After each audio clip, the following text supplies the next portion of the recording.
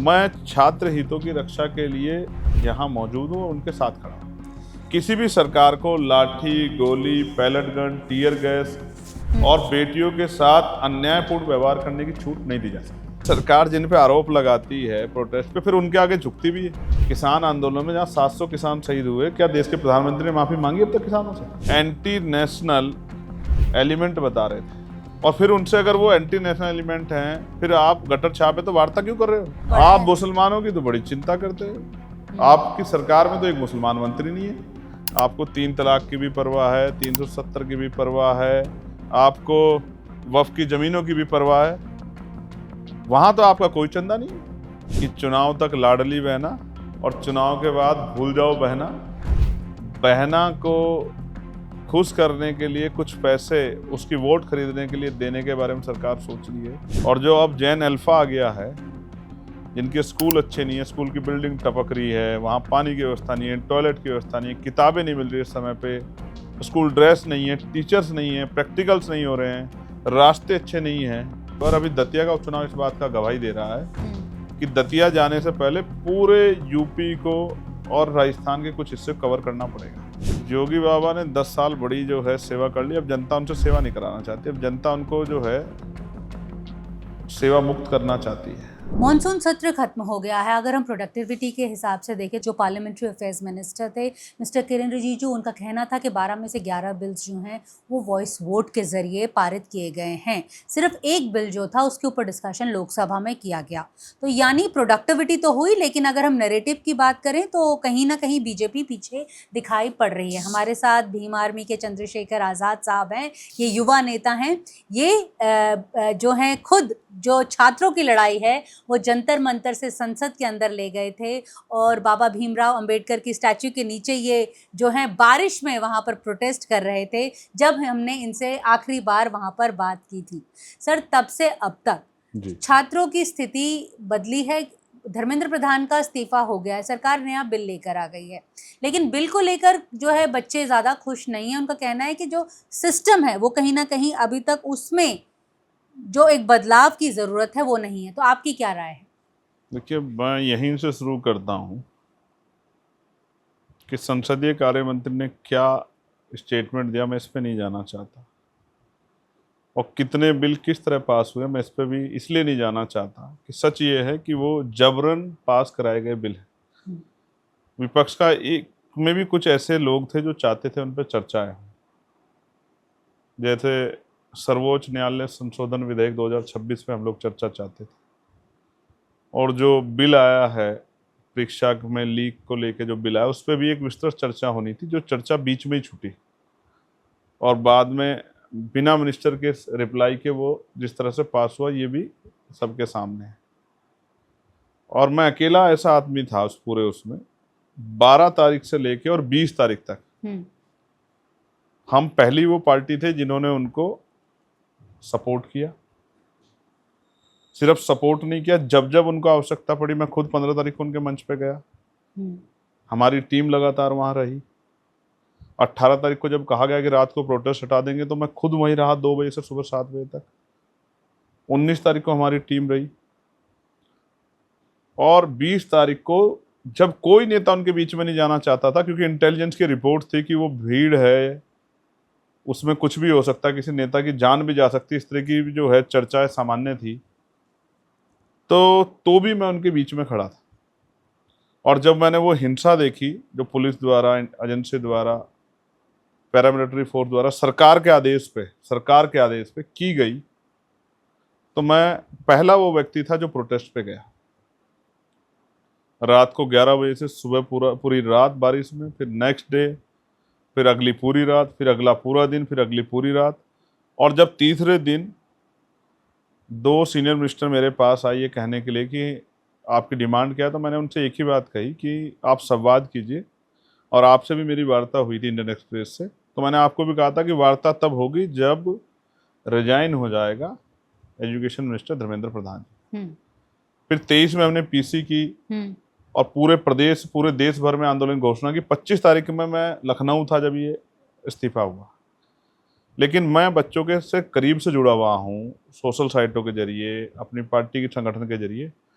वो सुधार चाहते हैं, जो सुधार मूलभूत बिलों से नहीं होगा, सरकार की नीयत से होगा। तो नीयत में आपको कहीं कमी लग रही है? कमी कल ही क्या, सुन लीजिए, कमी ये है कि कल ही नए एडमिट कार्ड इशू हुए और सेंटर कहा गया था कि भाई जो है हम लोग सेंटर, जो बच्चे प्रायोरिटी पे रखेंगे उन्हीं को सेंटर देंगे। तो बच्चों ने मेरठ भरा, कल ही बच्चे मेरे पास आए थे और सेंटर चेन्नई दिखा रहा था। बच्चों ने दिल्ली भरा और सेंटर कश्मीर दिखा रहा था। इतना बदलाव किया है सरकार ने बिल लाके, जो सरकार कह रही है कि बहुत अच्छा। अभी भी सिस्टम में कोई बहुत बड़ा सुधार नहीं। मैं पूछना चाहता हूं सरकार से, जब अपनी लोकसभा जो लड़ रहा है उसकी वोटिंग उसी लोकसभा में होती है, उसकी गिनती उसी लोकसभा में, जिस पे वोट चोरी पे इतना ईवीएम पे सवाल खड़े हुए हैं, तो सवाल ये है कि होम सेंटर क्यों नहीं हो सकते हैं? होम सेंटर को भी अगर इग्नोर कर दिया जाए तो समवर्ती जिलों में बच्चों का सेंटर क्यों नहीं हो सकता है? मेरठ का सेंटर लखनऊ क्यों होगा और लखनऊ का सेंटर श्रीनगर क्यों होगा? श्रीनगर का सेंटर चेन्नई क्यों होगा? क्या आपका सिस्टम इतना फेयर नहीं है कि बच्चों के एग्जाम आप सही तरह करा पाए? क्यों बच्चियों के साथ, जब आप, मैं तो देखता हूं एग्जाम हॉल के बाहर, कान में कोई पहना हुआ है उसको भी निकालते हैं, नाक में पहला उसको भी निकालते हैं, गले में मंगलसूत्र पहना उसको भी निकालते हैं, जैकेट पहनी उसको। तो फिर ऐसी कौन सी व्यवस्था जहां पेपर लीक हो जाते हैं? या जिनका निकालना उनका निकालते हैं, जिनको भेजना आप ऐसे भेज देते हैं। और यही एजेंसी जो है, जो यहाँ यूपी में बैन है, उसने वही एग्जाम में शामिल थी झारखंड में, इसका पेपर लीक हुआ। झारखंड की अगर हम बात करें, झारखंड में जिस तरह से बच्चे वहां पर भूख हड़ताल पर बैठे हुए हैं, आपने कई बयान दिए, जो मैं आपके बयान पढ़ रही थी, जिसमें आपने कहा था कि सरकारें असंवेदनशील हो चुकी हैं। लेकिन आप क्या अभी तक वहां पर गए हैं? क्या आप जाएंगे वहां? आज हाउस खत्म हुआ है। मैं राजनीति में अपने आप को बहुत बड़ा उस तरह से नहीं मानता कि भाई हम बहुत मैच्योर हैं, राजनीतिक मैच्योर, लेकिन हम इतना समझ गए हैं 2 साल के अपने जीवन में, राजनीतिक जीवन में, लोकसभा के सदस्य के रूप में, अगर मैं वहां चला जाता और वो जो व्हिप जारी होकर यहाँ बिल आए थे, तो यही विपक्ष के कुछ लोग जो हमारी बढ़ती ताकत से परेशान है, यही लोग आरोप लगाते कि मैं सरकार से मैनेज होकर वहां चला गया, जिससे मुझे बिल पे वोट ना करनी पड़े। मैं समझता हूँ चीजों को, इसलिए मैंने कहा कि भाई ये पहले ये हाउस खत्म हो जाए। अगर उनके प्रोटेस्ट की, उनकी डिमांड बाकी रहेगी, तो मैं वहाँ के चीफ मिनिस्टर से बात करूंगा और जाना पड़ा तो उन बच्चों के पास भी जाऊंगा। लेकिन ये इस बात के ऊपर बहुत बहस हो रही है कि जो झारखंड का प्रोटेस्ट और जंतर मंतर का प्रोटेस्ट है, जिस तरह से जंतर मंतर के प्रोटेस्ट को एक मीडिया में ज़्यादा प्रभावित तरीके से दिखाया गया, उस तरह से झारखंड को नहीं दिखाया जा रहा है। तो क्या आप इन दोनों प्रोटेस्ट में कुछ तरह का डिफरेंस देख रहे हैं? जो गला फाड़ते रहते हैं यहाँ चैनल्स के एंकरिंग करते, वो सारे तो वहां चले गए हैं। उससे ज्यादा कैसे दिखाया जा सकता है? आप समझो ना, यहाँ के प्रोटेस्ट पे कितने आरोप लगे। मैं तो कहता हूँ कि युवक जहां भी प्रोटेस्ट कर रहे हैं, मैं युवाओं के साथ खड़ा हूँ, मैं सरकार के साथ नहीं, किसी भी सरकार के साथ नहीं, मैं उन पीड़ित बच्चों के साथ हूँ जिनके साथ अन्याय हो रहा है, चाहे वो झारखंड हो, चाहे वो केंद्र की सरकार के खिलाफ हो, चाहे वो पंजाब के खिलाफ हो, चाहे वो कहीं भी हो, चाहे यूपी में प्रयागराज और BBAU में जो हो रहा है, चाहे वो वहां। मैं छात्र हितों की रक्षा के लिए यहाँ मौजूद हूँ और उनके साथ खड़ा हूँ। किसी भी सरकार को लाठी, गोली, पैलेट गन, टीयर गैस और बेटियों के साथ अन्यायपूर्ण व्यवहार करने की छूट नहीं दी जा सकती। लेकिन जिस तरह से जो जंतर मंतर की कहानी बाद में उभर कर सामने आई, केंद्र सरकार की तरफ से आरोप लगाए गए, उन्होंने एक विवरण दिया था जो उनकी इंटेलिजेंस एजेंसीज ने दिया था कि इतने लोग थे, इतने एंटी सोशल एलिमेंट्स थे, इतने रेपिस्ट थे, इतने इनके ऊपर कार्रवाई थी। तो उन्होंने एक विवरण दिया था। तो जिस तरह से वहां पर बच्चों के ऊपर बर्बरता भी की गई, आप इसको किस तरह से देखते हैं? मतलब इस पूरे इवेंट को, या कहीं जो प्रोटेस्ट है, जो सरकार भी आरोप लगा रही, कह रही है विदेश से फंडिंग आ रही है। सरकार ने कोई ऐसा प्रोटेस्ट है जिस पे आरोप ना लगाया हो? पिछले 12 साल में कोई ऐसा एक प्रोटेस्ट बताओ जिसको सरकार ने माना हो कि ये सही है। और जिनसे सरकार जिन पे आरोप लगाती है प्रोटेस्ट पे, फिर उनके आगे झुकती भी है। किसान आंदोलन में जहां 700 किसान शहीद हुए, क्या देश के प्रधानमंत्री ने माफी मांगी अब तक किसानों से? क्या वो बिल वापस नहीं लिए सरकार ने? क्या इस बार जिनको आप एंटी नेशनल और तमाम चीजें कहते हैं, उन बच्चों के साथ की डिमांड को आपने पूरा नहीं किया गया? तो वो कह रहे हैं हम संवेदनशील क्या आप हैं। विदेशी ताकतों के आगे झुक जाते हो क्या? वो कह रहे हैं हम संवेदनशील हैं, हम बहुत सीरियसली लेते हैं बच्चों की आवाजों को। तभी 25 दिन लोग भूख हड़ताल से मर रहे थे, आपने कोई डायलॉग नहीं किया उनके साथ, कोई संवाद नहीं किया। इतने संवेदनशील हैं आप। हम जानते हैं इस सरकार की संवेदनशीलता को, हम जानते हैं किसानों की 700 शहीदगी को, उनके रास्तों में लगे बड़े बड़े कांटों को, लोहे की कीलों को, कटीले तारों को हमने देखा है। हम प्रोटेस्ट में थे, हमने सीए का प्रोटेस्ट भी देखा है, हमने दिल्ली में गुरु रविदास गुरु घर टूट गया था उसका प्रोटेस्ट भी देखा है, हमने किसानों का प्रोटेस्ट भी देखा है, पहलवान बेटियों का प्रोटेस्ट भी देखा है, और हमने ये प्रोटेस्ट भी देखा है।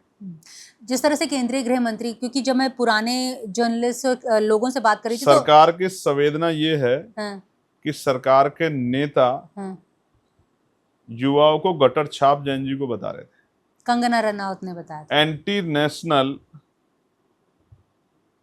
एलिमेंट बता रहे थे, और फिर उनसे अगर वो एंटी नेशनल एलिमेंट हैं, फिर आप गटर छापे तो वार्ता क्यों कर रहे हो? कि anti national, anti social, anti national एलिमेंटों से वार्ता होती है? सरकार सब जानती है, लेकिन अपने झूठ को छिपाने के लिए इन शब्दों का सहारा लेती है। अब ये नाकाम हो गए हैं, अब ये जनता इन बातों में नहीं आने वाली।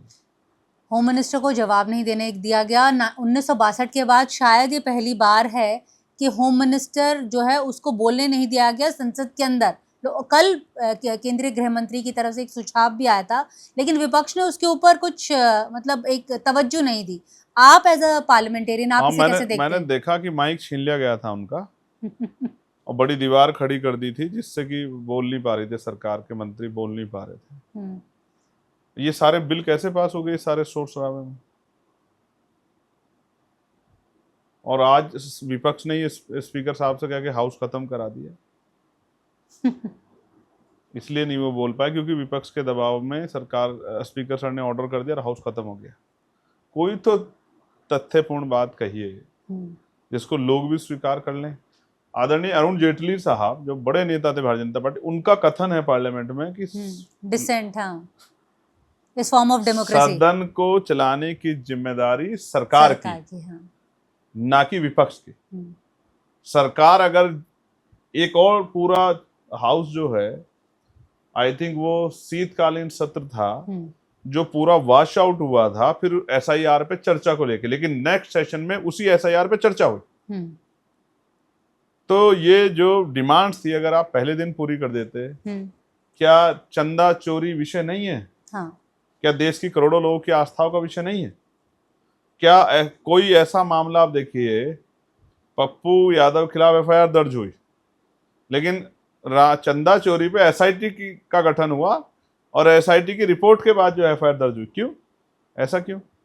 इसके ऊपर मैं एक छोटा सा सवाल ये पूछना चाहती हूँ कि केंद्र सरकार की तरफ से ये दलील दी जाती है कि जब हम चंदा देते हैं, जब हम चढ़ावा डालते हैं किसी भी मंदिर में, हम भगवान को नहीं दे रहे, हम पंडित जी को दे रहे हैं, मंदिर को दे रहे हैं। अब वो मंदिर के ऊपर है कि वो किस तरह से वो पैसे को यूटिलाइज करे।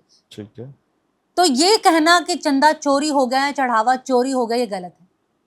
सरकारी कर्मचारियों के तनख्वाह से पैसे काटे आपने, आप वो रिकॉर्ड उठा के देख लो, काटे या नहीं काटे आपने।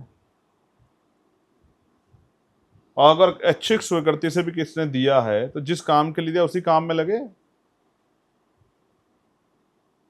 या किसी और काम में उसको लगा दे जाए। वो ट्रस्ट है, ट्रस्ट का मतलब क्या होता है? भरोसा। तो जहां भरोसा ही टूट गया हो, भरोसे के साथ ही जो है खिलवाड़ होगी हो, तो वहां सवाल नहीं पैदा होंगे। उत्तर प्रदेश के लिए कौन सा ज्यादा मुद्दा बड़ा आप है? मुसलमानों की तो बड़ी चिंता करते हो। आपकी सरकार में तो एक मुसलमान मंत्री नहीं है। आपको 3 तलाक की भी परवाह है, 370 की भी परवाह है, आपको वक्फ की जमीनों की भी परवाह है। वहां तो आपका कोई चंदा नहीं है, वहां तो आपका कोई जो है उसमें हस्तक्षेप नहीं है। उनके खिलाफ तो आप कानून ले आते हो और आप दूसरे सवाल पूछते हैं किस मुंह से? जैसे इन्होंने कहा कि भाई हम चंदा देते हैं तो वक्फ की जमीनें तो वो वक्फ के नाम है, आप कौन है उस पर कानून लाने वाले? ये कहा सवाल पूछा जाए उनसे, भाई मुसलमानों के लिए 3 तलाक इशू है या नहीं है? ये मुसलमानों का मामला था, आप क्यों बिल लेके आए फिर? आप बताओ। अगर आपका ये कुतर्क तर्क है सरकार का, ये तर्क भी उन्होंने दिया है, सरकार का जो कुतर्क अगर तर्क है तो मेरे सवाल का जवाब सरकार दे दे। ये कहे कि इस तरह के कुतर्क देके क्या हम सवाल के जवाब से भाग सकते हैं? आपको लूट की छूट दे दी जाए कि जनता के सहयोग के पैसे पे आपको लूट की छूट दे दी जाए कि आप उसको लूट लो। जमीनों में जो घोटाला हुआ उसको भी दान का था क्या वो, कि जो जमीन जो है अभी 2 घंटे पहले रजिस्ट्री कराई 4 करोड़ रुपए की और वो 16 करोड़ रुपए की बिक गई 2 घंटे बाद, वो भी ये क्या था? इसका भी जवाब है सरकार, इसके पे भी कुतर्क है सरकार के पास। उत्तर प्रदेश के चुनावों में क्या ज्यादा बड़ा मुद्दा रहेगा, छात्रों का आंदोलन या फिर चंदा चोरी? देखिए दोनों ही मुद्दे रहेंगे। हम्म। और अभी जो नया इनोवेशन कर रही है सरकार, जो पूर्व में मध्य प्रदेश, राजस्थान, हरियाणा, बिहार सब जगह कर चुकी है, महाराष्ट्र में, और अब यहाँ भी ला रही है क्या कि चुनाव तक लाडली बहना और चुनाव के बाद भूल जाओ बहना। अच्छा, ओके। ये जो बहना को खुश करने के लिए कुछ पैसे उसकी वोट खरीदने के लिए देने के बारे में सरकार सोच रही है, ये इस बात का स्पष्ट उदाहरण है कि उनको पता लग गया कि बहनें खिलाफ हैं। अक्सर हम भी जब बहनें नाराज होती हैं तो उनको कुछ ना कुछ गिफ्ट देके कोशिश करते हैं कि बहनें हमारे पक्ष में आ जाएं। सरकार ऐसा ही कुछ कर रही है। लेकिन जैन जी जिनको लाठी डंडे पड़े हैं और जिनसे आपके गुंडों ने माफिया मंगवाई हैं डरा डरा के, वो बच्चे, और जो अब जैन अल्फा आ गया है, जिनके स्कूल अच्छे नहीं है, स्कूल की बिल्डिंग टपक रही है, वहाँ पानी की व्यवस्था नहीं है, टॉयलेट की व्यवस्था नहीं है, किताबें नहीं मिल रही इस समय पे, स्कूल ड्रेस नहीं है, टीचर्स नहीं है, प्रैक्टिकल्स नहीं हो रहे हैं, रास्ते अच्छे नहीं हैं, गंदगी है, अच्छा खाना नहीं मिल रहा, ये सारे जनजीव के मुद्दे भी अब वो नेताओं की चिंता नहीं कर रहा है, निकल के जाकर डीएम ऑफिस का घेराव कर रहा है। तो अब आप समझो कि जागरूकता का असर कहाँ चला गया है। तो जब जागरूकता बढ़ेगी तो फिर भ्रम नहीं चलेगा। क्या ये जो सीजेपी का जो सेकंड पार्ट 2 मूवमेंट है जन अल्फा का, जो आपने स्कूलों का जिक्र किया, इसे लेकर कुछ होने वाला है कुछ इस हम तरह? इसको लेके लंबे समय से काम कर रहे हैं। हमारा जो आप उधर देखोगे वही पाठशालाओं के साथ आपको दिखाई देगा। और लगातार अभी जब तो ये प्रोटेस्ट भी नहीं था सीजेपी वगैरह का, तो मैं पिछले 6 महीने से गली गली कहता फिर रहा हूँ कक्षा 1 से 12 तक की पढ़ाई मुफ्त होनी चाहिए, क्वालिटी एजुकेशन मिलनी चाहिए, टीचर्स होने चाहिए, बिल्डिंग अच्छी होनी चाहिए, वहाँ फैसिलिटी अच्छी होनी चाहिए। इस बात को मैं पिछले 6 महीने से मंडल स्तरीय सम्मेलन करके कहता हुआ घूम रहा। ये तो बेचारे बाद में आए, इनको तो बने भी इनके आंदोलन में 3 महीने में। इस बात को हम कहते घूम रहे हैं। ऐसे ही हेल्थ फैसिलिटी में सुधार के लिए कि सरकारी अस्पतालों की हालत खराब है, वहाँ डॉक्टर नहीं है, वहाँ मशीनें नहीं है, वहाँ ऑक्सीजन नहीं है, वहाँ नर्सें नहीं है, वहाँ दवाइयाँ नहीं है, इस बात को कहते हुए, और कानून व्यवस्था खराब है, इस बात को कहते हम लोग घूम रहे हैं। लेकिन इस सरकार को तो कुछ सुनाई नहीं देता है। मोहन भागवत जी ने भी उन्हें एक राय दी है, उन्होंने कहा कि जेनजी की उन्हें भी काफी चिंता है। मोहन भागवत जी के स्टेटमेंट को आप कैसे देखते हैं? मुझे क्या देखना, सरकार देखे। क्या लगता है आपको कि वो सरकार उनकी मुझे तो ये पता है कि जैन जी जो है 2014 में कंधे बिठा के लाया था भाजपा को, अब ये 2027 में यूपी से और फिर 29 में केंद्र से छोड़ के आएगा वापस। क्योंकि मैं जब इस एज में था, जैन जी की एज में, तो अगर मुझे किसने अपमान मेरा किया तो मैंने उसको भूला नहीं है जब तक मैंने उस अपमान का बदला नहीं लिया है। वो एज ही ऐसी होती है, उसमें आदमी भूलता नहीं, ना प्यार को भूलता, ना धोखे को, ना अपमान को, ना नुकसान को। तो जो आपने किया है उनके साथ, अब वो इंतजार कर रहे हैं कब बटन दबाने का मौका मिले, आपसे हिसाब किताब कर लें। लेकिन ज्यादातर मैंने देखा कि यंगस्टर्स वोट नहीं करते हैं। अब करेंगे ना, उनके पास तब तक गोल नहीं था ना, लक्ष्य नहीं था, मिल गया ना उनको कि जिन्होंने लाठी बजाई उनसे हिसाब करना है। मैंने तो देखा भाजपा के उत्तर प्रदेश के एक मंत्री ने अपने यहाँ एक कार्यक्रम कराया था और एक मीडिया चैनल ने उसको कवर किया, तो बच्चों से पूछ रहे थे, तो वो 9th क्लास के बच्चे कह रहे थे लाठी क्यों मारी, प्रोटेस्टर को लाठी क्यों मारी दिल्ली में। तो आप समझो कि 9th क्लास के बच्चे में जागरूकता है, तो अपनी मम्मी पापा से नहीं कहेगा कि इनको वोट मत करना, और वो ये नहीं कहेगा कि चंद्रशेखर भाई खड़े थे उनको वोट करना है। आप समझ रहे हो ना, जिनके अंदर इतनी तकलीफ है जो यहाँ नहीं आया और वो देख रहे थे कौन खड़ा है, तो वो क्या वो बदलाव नहीं करेगा? सर, उत्तराखंड में भी एक बच्ची का मामला सामने आया था जिसमें उसने इंटरनेशनल प्रतियोगिता के लिए बोला था कि 1.5 लाख रुपया मांगा गया था। हालांकि वहाँ के मुख्यमंत्री ने कहा कि कोई बात नहीं और बैठ जाओ, और वो वीडियो जो है वो डिलीट कर दिया गया। हाँ, तो अब यही है वो सच्चाई। उत्तराखंड मैंने वो ट्वीट किया ना, उसके बाद वो वीडियो निकाल के मैंने ट्वीट किया कि मुख्यमंत्री ने युवाओं से संवाद किया, और जब उस बच्ची ने कहा कि मैं इंटरनेशनल खेलने जाना चाहती थी, मैं नेशनल क्वालिफाई करके आई थी, लेकिन मुझसे 1.5 लाख रुपए मांगे गए, और बड़ी भावुकता के साथ चुप हो गई वो कहते हुए, सरकार के भ्रष्टाचार को, उत्तराखंड सरकार के भ्रष्टाचार को उजागर किया, तो उस वीडियो को डिलीट कर, यही है सच कि आप अपनी नाकामी को डिलीट करके छिपाना चाहते हैं, लेकिन नाकामी छिपेगी नहीं। क्या उस बच्ची के मन में तकलीफ नहीं है? जब कल मौका मिलेगा तो वो बच्ची क्या फैसला लेगी? वो फैसला लेगी कि जिन्होंने 1.5 लाख रुपए का भ्रष्टाचार करने की कोशिश की, मेरे सपनों को कुचला, उनको मैं पावर में नहीं आने दूंगा।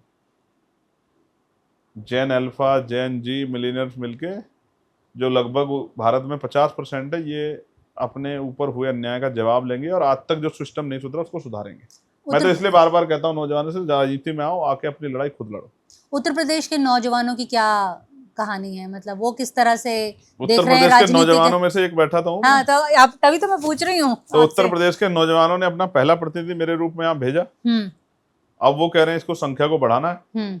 आप देखना जिस बार 2027 के परिणाम आएंगे तो यूपी का जो नौजवान है वो अपने अपने हितों की रक्षा के लिए बहुत सारे जैन जी युवाओं को, जिनको हम लोग अवसर देंगे, वो उनको विधानसभा भेजेगा और फिर आने वाले समय में 29 में लोकसभा भेजेगा। समीकरण क्या बन रहा है, ये बहुत लोग पूछते हैं, ये थोड़ा समझाओ, समीकरण क्या बन रहा है? समीकरण तो वही है जो नगीना में था। हाँ।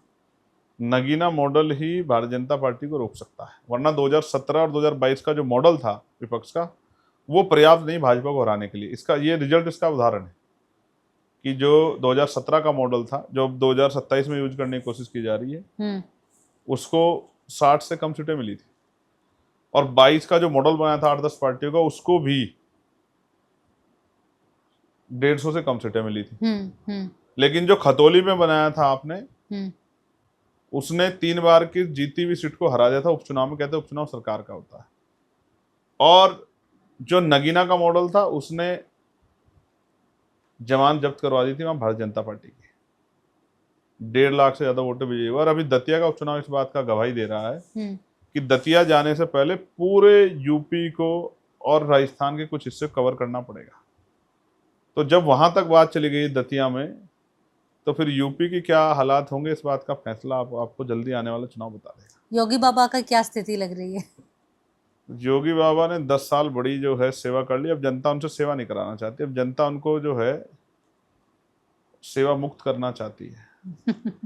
आराम की तरफ ले जाना चाहती है कि वो आराम करें और जनता को परेशान ना करें ज़्यादा, क्योंकि वो और उनकी सरकार में जिस तरह के घोटाले हैं, चाहे 69,000 शिक्षक भर्ती हो, चाहे पुलिस की भर्ती का हो, चाहे आरओ की भर्ती हो, तमाम जो घोटाले हुए हैं, यूपी पीसीएस का हो, एसआई का हो, ये सब घोटाले इस बार उनको जो है जनता सबक सिखाएगी, ये स्पष्ट।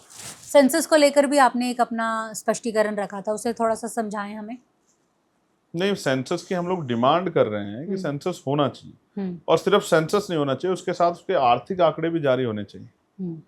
देश जानना चाहता है कि आजादी के 75 साल बाद देश में किस समुदाय की क्या स्थिति है, आर्थिक स्थिति क्या है, सामाजिक क्या है, राजनीतिक क्या है, शैक्षिक क्या है, ये देश के सामने आना चाहिए। एक एक्सरे फिल्टर आना चाहिए, होकर टेबल पे आना चाहिए कि देश को पता लग सके। क्योंकि यहाँ झूठ बहुत तैरते हैं कि इस समाज को ये मिल गया, इस समाज को ये मिल गया, इस समाज को ये नहीं मिला, इस समाज गरीब है, ये समाज बेबस है, ये इस पर ज़मीन नहीं है, इस पर रोजगार नहीं है, इस पर गाड़ी नहीं है, इस पर ये नहीं है। तो ये सब फिल्टर होकर सामने आ जाए, एक ब्लूप्रिंट आ जाए देश के सामने, तो पता लग जाए कि 75 साल में कौन आगे बढ़ा है और किसको आवश्यकता है अभी, जिसकी तरफ सरकार सोचे। सर, आखिरी सवाल, उत्तर प्रदेश के चुनाव कब होने जाने हैं? इस साल है, अगले साल हो रहे हैं? क्या आप लोगों को मैं इलेक्शन कमीशन अरे नहीं, फिर भी क्या तैयारी है? नहीं, क्या हमारी तैयारी, हमने सबसे पहले 45 प्रभारी बनाए, हमारी तैयारी। हाँ। सेकंड लिस्ट हमारी इसी महीने में आ रही है। लेकिन ये तय करने का काम इलेक्शन कमीशन का, इलेक्शन कमीशन की जो पारदर्शिता, उस पर कितने सवाल खड़े हो रहे हैं, ये आपके सामने है। तो हो सकता है ये बात आप मुख्यमंत्री से पूछ लो, शायद उनको ज्यादा पता हो कि चुनाव कब होने। मुझे तो ये पता है कि पंचायत चुनाव होने थे, सरकार की हालत इतनी कमजोर थी कि उन्होंने चुनाव नहीं कराए और पर्यवेक्षक बना दिए, और जिन ग्राम पंचायतों में पर्यवेक्षक बन गए और वहां अब उन पर निधि है नहीं, तो उनका काम नहीं होंगे, तो वो भी इंतजार कर रहे हैं कि सरकार आए तो इनको सबक सिखाया जाए। शुक्रिया सर। ग्रामीण क्षेत्रों को इन्होंने पर्यवेक्षक बनाकर उनको सहयोग ना करके, निधि ना देके, उनको ताकत ना देके, उस क्षेत्रों को टूटी सड़कें और तमाम जो हालात उसके खराब रहेंगे उसके लिए मजबूर कर दिया। तो जनता को जो उसको दर्द दिया है, उस दर्द का एहसास सूद समेत होगा 2027 में। तो जेन जी डिसाइड करने वाली है? जेन जी भी डिसाइड करेंगी, महिलाएं भी डिसाइड करेंगी, बुजुर्ग भी डिसाइड करेंगे, और सरकार द्वारा पीड़ित कर्मचारी भी डिसाइड करेंगे कि क्या करना है। चलो देखते हैं, हम भी आपको मिलेंगे चुनावों के दौरान। शुक्रिया सर, धन्यवाद। इंडियन एक्सप्रेस और जनसत्ता से बात करने के लिए। धन्यवाद।